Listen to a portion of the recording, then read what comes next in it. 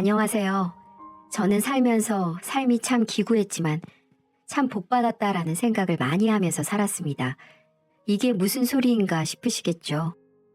참 힘든 삶을 살았지만 어린 시절부터 저를 도와주신 얼굴 없는 천사 덕분에 불우한 가정 환경에도 제가 하고 싶은 공부 열심히 할 수 있었거든요. 저는 어렸을 때 고아가 되어 할아버지 손에서 자랐습니다. 7살 때까지는 부모님이 있어 나름 엄마와 아빠를 불렀던 기억들이 선명하게 남아있기는 해요.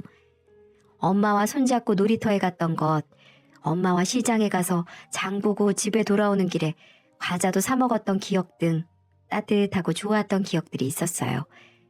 하지만 어느 순간부터는 희미해졌고 몇 가지의 선명한 기억 외에는 엄마 아빠의 얼굴도 두 분의 목소리도 전혀 기억이 나지 않습니다. 그냥 어느 순간부터 나는 할아버지와 함께 살고 있었고 할아버지는 장애인이었기 때문에 돈을 벌 수 없어 늘 폐지만 주우며 다니셨고 자연히 저는 집에 혼자 있는 시간도 많았죠.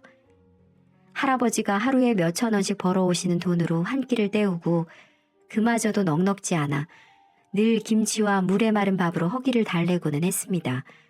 할아버지 역시 마찬가지였고요. 심지어 할아버지는 손가락이 온전하지 못했던 탓에 저는 초등학교도 들어가기 전부터 제가 밥상을 다 차려드리고 설거지에 온갖 집안일을 하나하나 다 해야 했어요. 그때까지만 해도 그게 모든 사람들이 다 그렇게 사는 줄만 알았습니다. 하지만 초등학교에 들어가고 나니까 그게 아니라는 걸 깨닫게 되었죠. 다들 엄마가 따뜻하게 차려주시는 아침밥에 매일같이 등굣길을 함께 해주는 아버지를 간접적으로 보면서 가족의 형태나 모습들은 원래 이런 거라는 걸 그때 알 수 있었습니다. 제가 일반적이지 않은 환경에 처해 있다는 걸 그때부터 제대로 알게 된 거죠. 그로 인해 처음에는 혼란스러운 시간도 많이 가졌습니다. 왜 나만 이런 환경에서 커야 하는지 원망스러운 마음이 많이 들더라고요.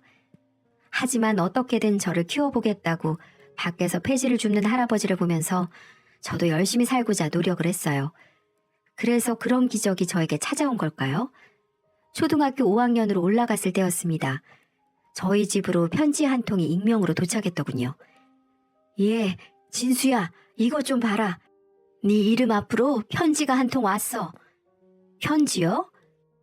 그래, 편지 말이다. 누가 너한테 보낸 것 같은데 누가 보냈는지 안 적혀 있구나. 주소는 제주도인데 제주도는 섬이기 때문에 우리가 아는 사람이 아무도 없단 말이지. 한번 볼게요. 같이 봐요, 할아버지. 그때 당시로는 초등학교 5학년인 나에게 무슨 편지가 왔을까 참 궁금했어요. 학교에서 우편으로 편지를 주고받는 걸 배우긴 했어도 그런 편지를 보내줄 만한 친구가 저에게는 없었거든요.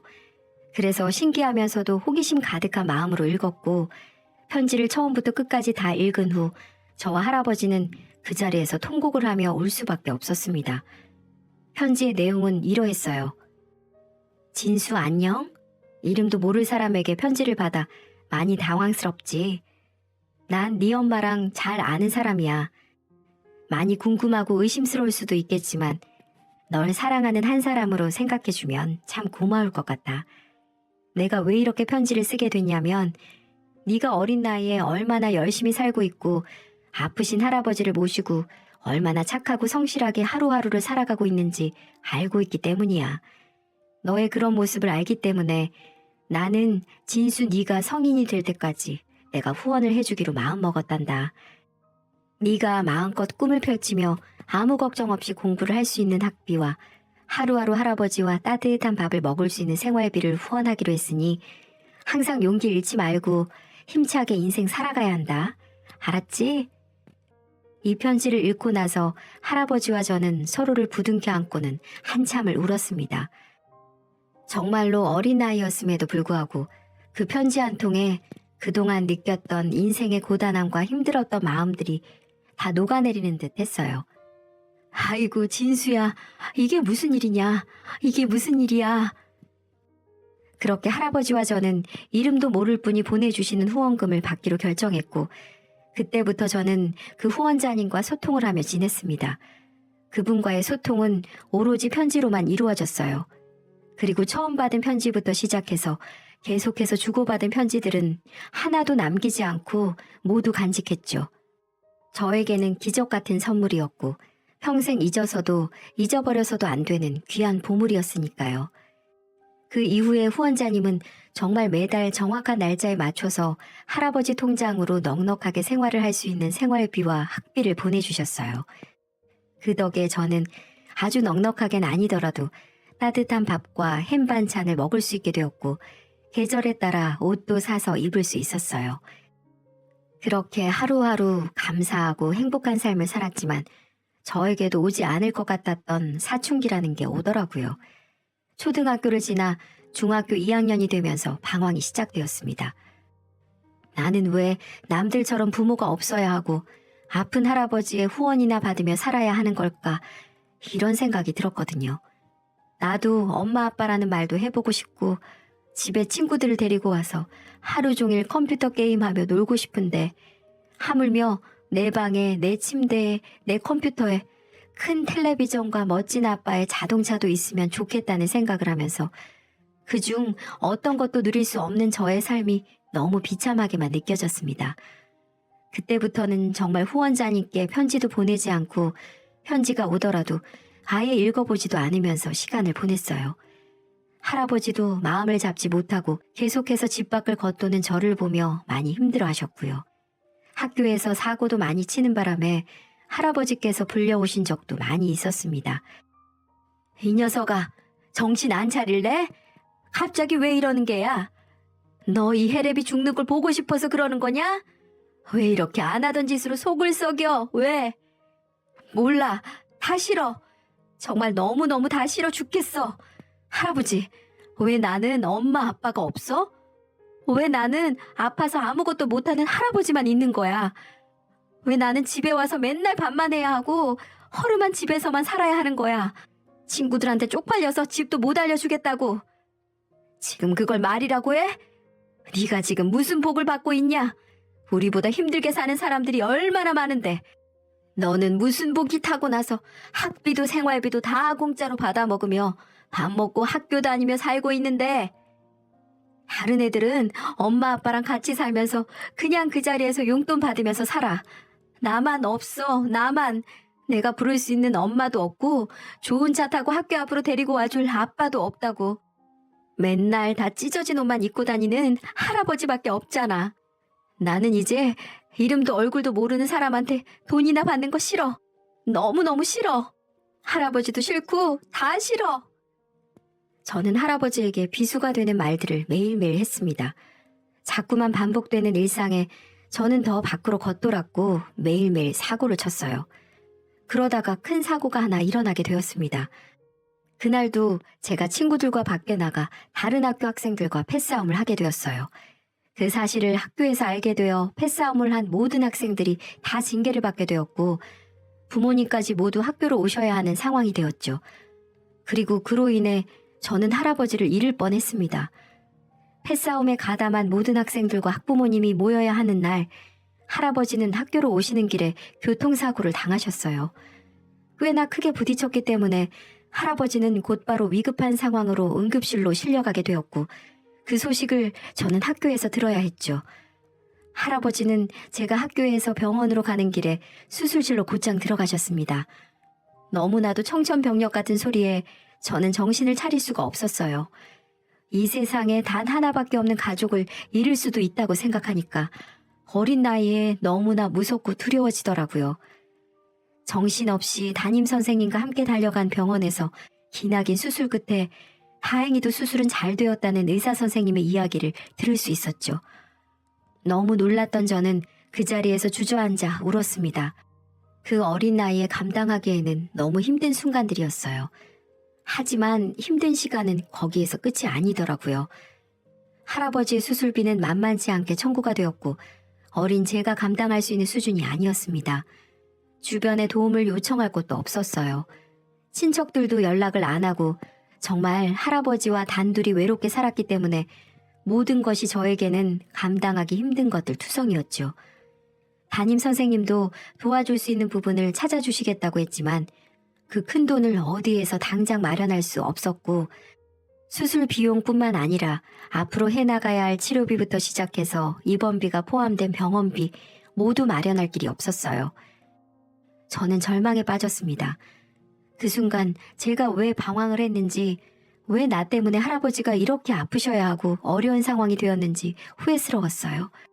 제 자신이 정말 죽도록 싫었습니다. 그때 생각난 게 바로 후원자님이었어요. 저는 정말 바짓가랑이를 잡는 심정으로 후원자님께 편지를 보냈죠. 저는 편지를 보내고 나서 간절한 마음으로 기다렸습니다. 그리고 생각보다도 더 빨리 후원자님에게 답장이 왔어요. 후원자님은 저의 어려운 이야기에도 선뜻 1,000만 원이라는 거금을 보내주셨고, 그 돈으로 할아버지의 병원비를 전부 해결할 수 있었습니다. 그리고 건강하게 퇴원도 하셨고요. 그렇게 저는 또 한 번의 인생의 큰 빚을 그분에게 지게 되었네요. 그때부터는 저도 다시 정신이 차려지면서 더 악착같이 살아야겠다는 생각이 들더군요. 그날로부터 저는 공부에만 매진을 했습니다. 그 사이사이 후원자님과 소통도 계속해서 했고요. 그분과 연락을 주고받으면서 한 번씩 그분이 너무너무 궁금해졌어요. 누구신지 꼭 뵙고 싶었거든요. 그래서 한 번은 편지를 통해서 만나고 싶다는 의지도 비쳤죠. 하지만 무슨 일에선지 그분은 아직까지는 이렇게만 소통을 하고 싶다고 말씀을 하시더군요. 그래서 제가 보답할 수 있는 길은 무조건 내가 성공해서 잘 사는 모습을 보여드리는 거라고 생각해 저에게 보내주신 돈이 헛것이 되지 않도록 열심히 노력했습니다. 결국 할아버지와 후원자님의 도움으로 저는 당당하게 서울에 있는 로스쿨 법대에 들어가 일부 장학금을 받게 되었고, 그때부터는 과외를 다니면서 생활비를 충당했고 학교를 다닐 수 있었어요. 그렇게 저의 삶은 쭉 순조롭다고만 생각을 했죠. 저는 학교를 다니면서 계속해서 공부에 매진을 했고, 하루빨리 성공해서 할아버지를 호강시켜주고 싶었습니다. 그리고 후원자님을 찾아뵙고도 싶었어요. 한 번은 후원자님께 편지를 보내 제주도에 찾아가 감사 인사도 드리고 보답을 하고 싶다고 말을 하니까 극구 사양하시더라고요. 지금 본인 상황이 저를 맞이할 상황이 안 된다면서 다음에 기회가 되면 꼭 보자고 하면서 자꾸 미루셨습니다. 그래서 어쩔 수 없이 그날이 오기만을 속으로 내심 기대했어요. 그렇게 제게 순탄한 길만 걸어가고 있을 때쯤 슬프고 힘겨운 일이 발생하기 시작했습니다. 대학교를 다니다 군대를 갓 제대를 하고 본격적으로 공부를 시작하려고 하던 찰나에 할아버지의 건강이 갑작스럽게 악화가 되었거든요. 연세도 많으시고 평소 가지고 있던 지병으로 인해 병원에서도 손을 써볼 겨를도 없이 숙환으로 돌아가시고 마셨어요. 제겐 너무나 큰 슬픔이고 시련이었습니다. 어릴 때는 아무것도 모를 때 부모가 다 떠났기에 어떠한 슬픔을 느낄 새도 없었지만 이번만큼은 아니었어요. 하루빨리 성공해서 호강시켜드리고 싶었던 나의 사랑하는 할아버지가 돌아가셨을 때 저는 세상을 다 잃은 기분이었어요. 한동안은 목소리가 나오지 않을 정도로 울면서 지냈습니다.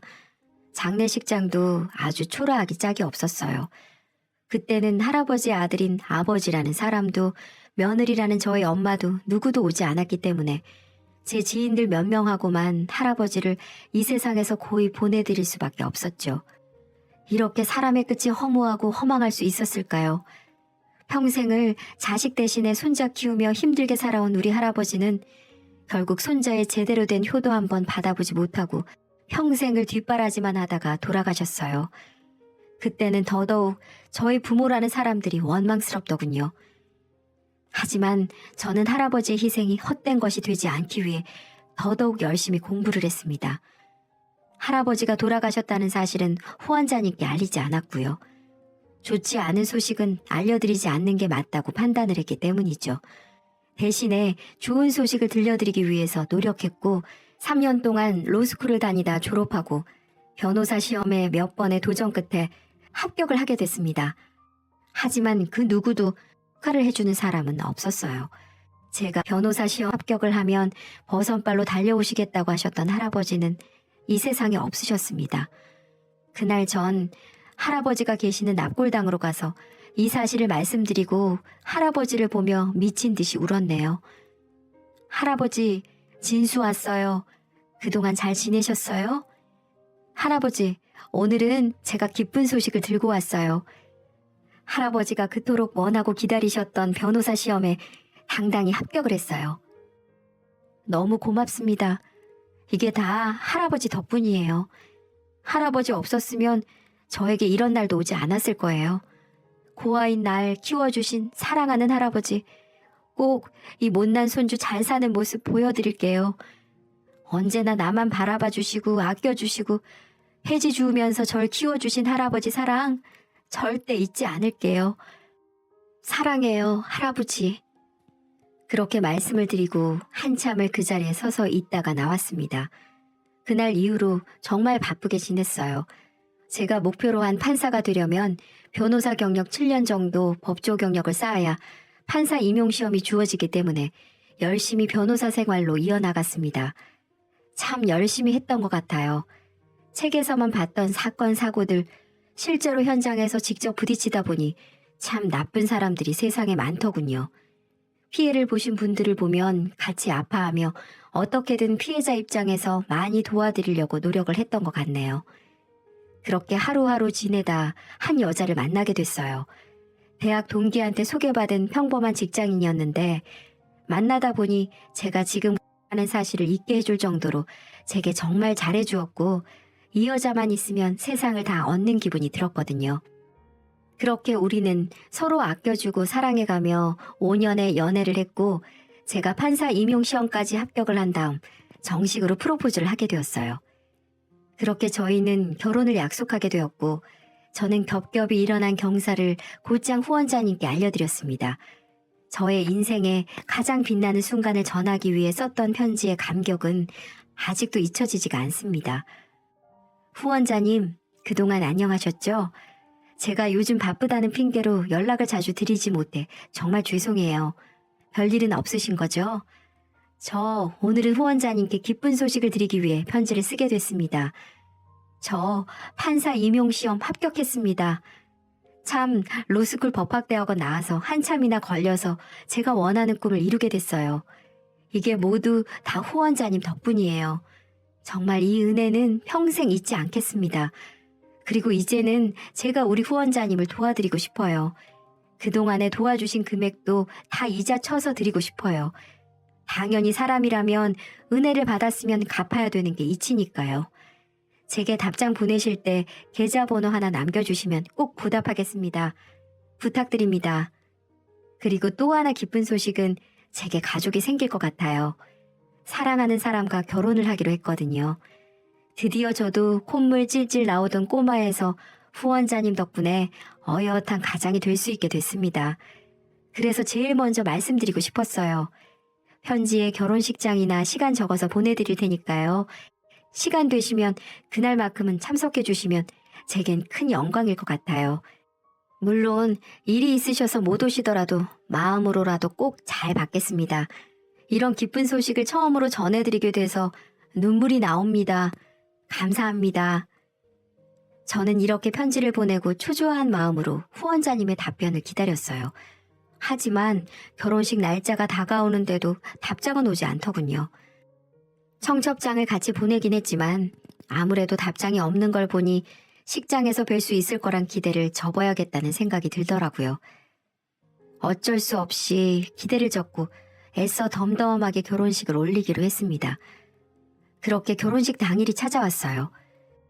결혼식을 하면서도 제 신랑 측 하객석에서는 제가 찾아올 가족이 없었기 때문에 제 가족들은 아무도 없었습니다.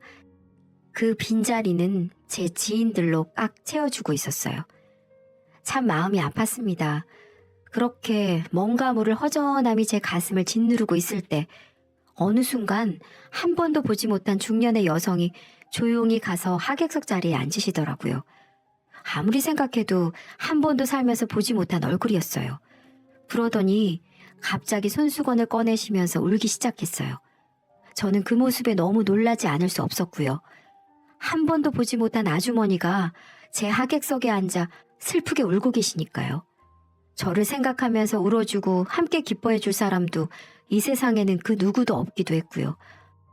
그래서 전 그분에게 조심스럽게 다가가 인사를 드리고 여쭈었어요. 안녕하세요, 아주머니. 저는 오늘 이 결혼식 신랑이 될 김진수라고 합니다. 실례지만 제가 한 번도 뵙지 못한 것 같은데 조금 전부터 계속 울고 계셔서 인사를 드렸어요. 혹시 절 아시는 분일까요? 네가 진수니? 정말 우리 진수 맞니? 저에게 진수가 맞냐고 묻는 질문에 저는 직감적으로 제가 너무나도 보고 싶어 했던 후원자님이라는 걸 알 수 있었어요. 네, 맞습니다. 혹시 후원자님이신가요? 후원자님 맞으신가요? 정말 이렇게 와주셨네요. 너무 감사드려요. 정말 감사드립니다. 역시나 제 예상대로 후원자님이 맞았는지 그분은 그 자리에서 제 대답을 듣자마자 눈물을 펑펑 쏟아내기 시작하셨어요. 그 모습을 보며 저도 눈물을 흘릴 수밖에 없었고 그렇게 한참을 서로 울다가 후원자님의 말을 시작으로 대화를 하게 되었어요. 진수야, 보자마자 이렇게 울어서 미안하구나. 너를 보니까 눈물을 참을 수가 없었어. 그리고 그동안 너를 보러 오지 못한 것도 미안해. 아닙니다. 이렇게 찾아와 주신 것만으로도 저는 충분히 감사해요. 정말 감사합니다. 그래. 나도 사실은 널 정말 만나고 싶었어. 하루도 빠짐없이 널 생각하며 너를 그리워하며 너를 보고 싶어 했다. 네? 이제는 내가 더 이상 날 너에게 알리지 않으면 안 될 것 같아 이렇게 용기를 내서 찾아왔단다. 내 이야기를 듣고도 네가 나를 받아준다면 좋겠지만 그게 어렵다면 가차없이 나를 버려도 좋아. 그게 무슨 말씀이세요? 알 수 없는 말들을 선두로 뱉으시고는 그 뒤부터 후원자님은 믿을 수 없는 말들을 이어가셨습니다. 진수야, 내가 네 엄마야. 후원자가 아니라 네 생모란 말이야. 네? 아니 무슨 말씀을 하시는 거예요? 진수야, 실은 내가 너를 버린 네 엄마다. 천벌을 받아도 시원찮은데 그래서 네 앞에 다시는 나타나면 안 된다는 걸 알면서도 너를 찾아왔어. 네? 엄마요? 정말 제 엄마세요? 그래, 다른 날은 아니더라도 우리 아들 결혼식하는 모습 보고 싶어서 왔어. 네 편지를 받고 얼마나 가슴을 치며 울었는지 몰라. 답장을 보내지 않은 것도 보내지 않은 게 아니라 이런 말들을 도저히 편지로 쓰질 못하겠더구나. 그래서 용기 내서 오게 됐단다. 정말 우리 아들 많이 컸구나. 대견하다, 대견해. 정말 고맙다. 네, 정말 제 어머니라면 근데 왜 이제야 찾아오신 건데요? 어머니라고 하시면 후원금을 보내지 말고 직접 찾아왔으면 됐잖아요. 제가 얼마나 엄마가 그립고 보고 싶었는지 알아요? 친구들이 어릴 때 항상 엄마라고 부를 때 전 살면서 한 번도 엄마라는 이름을 불러본 적이 없어요. 근데 이제 와서 엄마라고 나타난 이유가 뭔데요? 꼭 이렇게까지 하셨어야 했어요?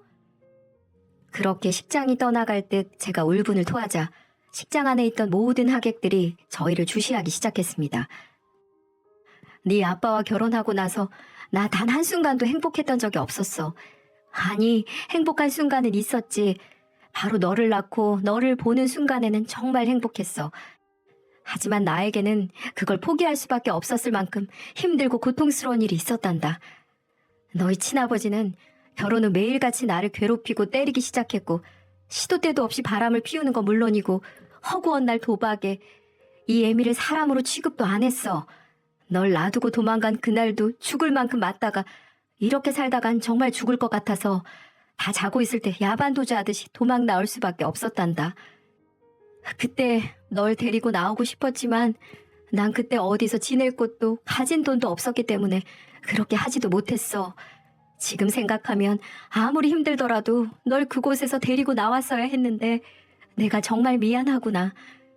그때는 너무나 두려움이 커서 아버지의 흔적이 조금도 남아있지 않은 이 제주도로 도망을 가게 된 거였어. 그래도 널 버린 건 사실이나 마찬가지니까 이 못된 엄마 마음껏 욕하고 미워해도 좋아. 하지만 난 그 집을 나오면서도 하루도 마음 편히 다리 뻗고 자본 적이 없었어.